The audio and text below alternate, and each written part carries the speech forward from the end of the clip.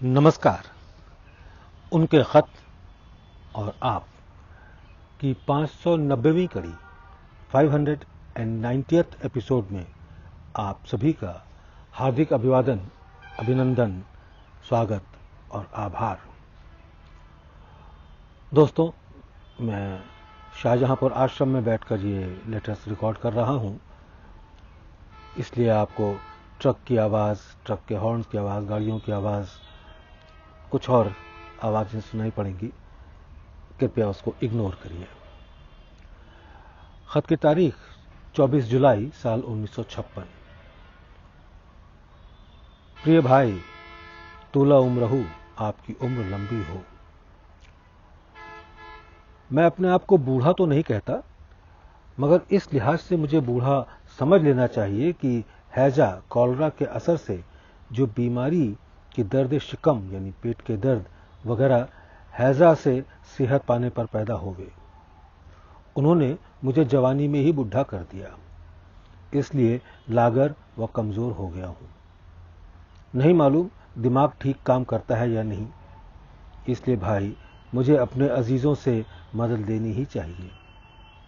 कुछ हालत ऐसी भी हो गई है कि जाहिद मुतलक, कंप्लीट इग्नोरेंट मुझे समझना चाहिए। आपने जो अपने बारे में लिखा है कि ब्राह्मण कुल में होने की खातिर तरह तरह के एतकाद और पूजाओं में ईमान लाने को मजबूर हूं। मेरे यहां भी यही हालत है और कसीर तादाद में मेरी बिरादरी में भी ऐसे लोग मिल जाएंगे, जो करीब करीब हर जगह यहां ऐसा ही होता है। रिवाजन कुछ न कुछ करना ही पड़ता है, मगर जब दिल उस तरफ झुका हो जिस तरफ उसको झुकना चाहिए, फिर ये चीजें सब बेकार ही मालूम होती हैं और दिल उसका इंप्रेशन नहीं लेता। भाई, मुझ में ये सकत कहां, सकत माने ताकत, शक्ति। भाई, मुझ में ये सकत कहां कि मैं दमे जदन में यानी पलकों के आंख के इशारे से किसी को ढेर पर फेंक दूं। ये तो गुरु महाराज ही की शक्ति है जो उनके हुक्म से मुअज्जज़न हो सकती है। इसके आगे मैं कुछ लिखूं तो मुमकिन है कि पढ़ने वालों को शुबह में डाल देवे। इसलिए जहां तक कि ताकत का सवाल है, मुझे ऐसा दिल का मरीज समझें जो अपने हाथ पैर भी नहीं हिला सकता। जितना इंसान आगे बढ़ता जाता है, आनंद की शक्ल उतनी ही हल्की होती जाती है कि समझ में भी नहीं आती। और इस हालत से मेरे गुरु महाराज के सामने लोगों ने धोखा खाया है।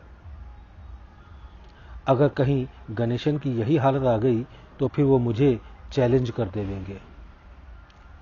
ऐसा भी होता है कि बेहुदा विचारों का एग्रीवेशन भी होता है, और कभी बहुत ही ज्यादा। इसलिए जब तक ये चीजें सिस्टम से साफ नहीं हो जाती, निजात के करीब पहुंचना मुश्किल है।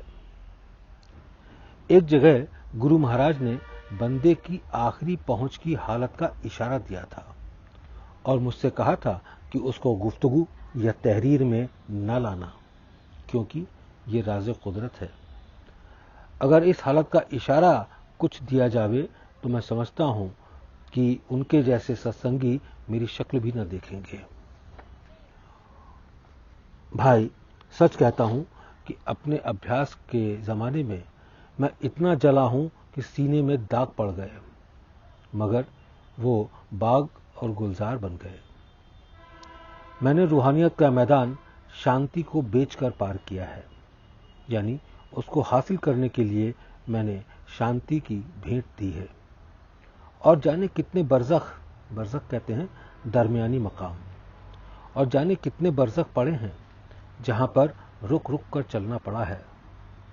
बरज़खों के बारे में मैं एक खत बाबू ईश्वर सहाय को भी लिख चुका हूं, जो आपके देखने के काबिल है।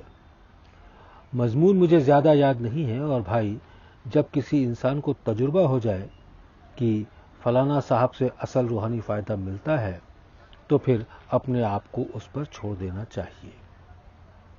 अपने यहां जब एक ही जिंदगी में निजात हासिल करना है, तो संस्कारों को कुछ झुलसा कर, कुछ भोग कर उनसे सुबुकदोशी हासिल कर लेनी चाहिए। सुबुकदोशी, छुटकारा, उनसे सुबुकदोशी हासिल कर लेना चाहिए। मुझको सिस्टम को साफ करने में महीनों लग जाते हैं और यही वजह है कि मिस्टर एक्स को ज्यादा एहसास न हो सका। इंसान को इंसान बनाने के लिए ये लाजिम है और मेरी निगाह जब जाती है तो उसी पर जाती है और यही हमारे लालाजी साहब का हुक्म है। भाई, सब बातें तो स्पेशल पर्सनैलिटी के हाथ में मेरी समझ से न होंगी कि हर खास व आम को वो राह रास्त पर ला सके। श्री कृष्ण जी महाराज ने भी दुर्योधन की अकल दुरुस्त न कर सके और ऐसे दुर्योधन बहुत से लोग होंगे। आखिर को महाभारत करानी ही पड़ी। हो सकता है कि ये कुछ तो खून यानी मारकाट फिर इस कदर होवे कि दुनिया का एक कसीर हिस्सा आबादी से खाली हो जाए। श्री कृष्ण महाराज से वही ज्यादा फायदा उठा सके जो उनके भक्त थे। स्पेशल पर्सनैलिटी खुद इस तरफ लोगों को मोड़े, ऐसा आपका सजेशन निहायत साउंड है कि हमको सेल्फ प्योरिफिकेशन में लगना चाहिए ताकि हम स्पेशल पर्सनैलिटी से फायदा उठा सकें। आप सिटिंग के वक्त बजाय अपने मुझको बैठा हुआ देखते हैं, ये निहायत ही अच्छी हालत है और दूसरे के बजाय मुझे बैठा हुआ देखना ये भी उतनी ही अच्छी बल्कि ज्यादा। इससे आपकी हिम्मत दो बाला होनी चाहिए कि काम आपके जरिए वही ताकत कर रही है और आप सिर्फ औजार हैं, इंस्ट्रूमेंट हैं। भाई एक्स और भाई वाई खूब हैं और ये सब आपके सत्संग की ही बदौलत है, मगर भाई लक्ष्मी नरसिम्हन को सफाई की जरूरत है। आप कहते हैं कि इन सब लोगों को देखकर मुझ में जेलसी आ जाती है। इसको जेलसी नहीं कह सकते, ये तो बड़ी खराब चीज है। इसको रश्क कहते हैं, जिसके मायने ये हैं कि दूसरों को देखकर अपने आप कोशिश करना कि ताकि आप भी वैसे अच्छे बन जावें। ये तरक्की की निशानी है। उनको अपने से अच्छा महसूस करना ये विनम्रता की दलील है, जो कमाल इंसानी की शराफत है। भाई, मेरी तहरीर में दिल पिन्हा रहता है, छुपा हुआ रहता है, इसलिए लोग इससे मुअस्सिर होते हैं, प्रभावित होते हैं और ये सब ईश्वर की मेहरबानी है और उसका करम है।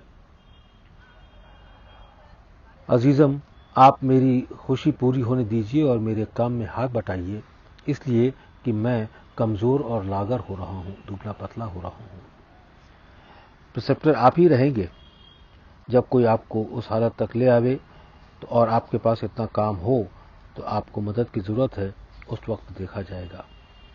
वैसे कायदा तो ये है कि रोशनी अज खुद बिला इरादे कहने लगे और नादानिस्ता यानी बगैर जाने बूझे लोगों को फायदा पहुंचने लगे, तब मौलमी के वो काबिल है। मौलमी मीन्स टीचिंग। तब मौलमी के वो काबिल है। वहां का काम आप ही के सुपुर्द है और मेरी मेहनत आपने बहुत बचा ली। ईश्वर आपको दिन दूनी रात चौगनी तरक्की देवे और लोगों को खूब फायदा पहुंचे। ईश्वर करे ऐसा ही हो, आमीन। बच्चों को दुआ, सब भाइयों को आशीर्वाद। दुआ गो रामचंद्र।